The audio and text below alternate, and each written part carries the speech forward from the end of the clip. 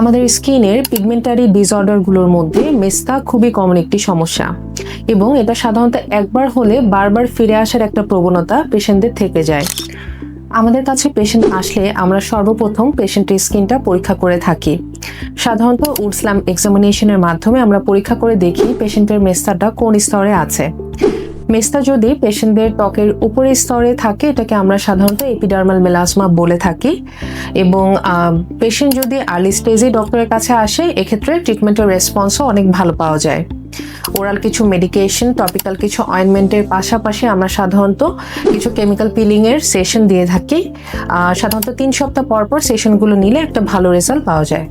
পেশেন্টের যদি দীর্ঘ বছরের মেস্তার একটি হিস্ট্রি থাকে এবং জেনেটিক ফ্যাক্টরটা প্রমিনেন্ট থাকে তখন পেশেন্টের মেস্তাটা সাধারণত ত্বকের ভেতরের স্তরে চলে যায় এবং এটাকে আমরা ডার্মাল মেলাসমা বলে থাকি।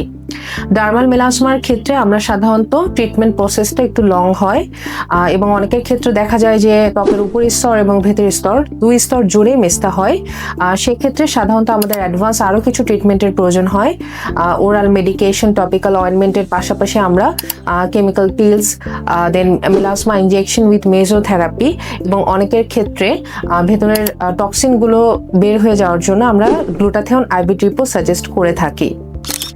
মেস্তা ত্বকের যেই স্তরেই হোক না কেন সঠিক সময়ে সঠিক চিকিৎসার মাধ্যমে কিন্তু মেস্তার সমস্যা অনেকাংশেই সারিয়ে তোলা সম্ভব। তাই আপনি যদি মেস্তা নিয়ে সাফার করে থাকেন তাহলে দেরি না করে অ্যাপয়েন্টমেন্ট বুক করতে পারেন আমাদের স্ক্রিনে দেওয়া নাম্বারে।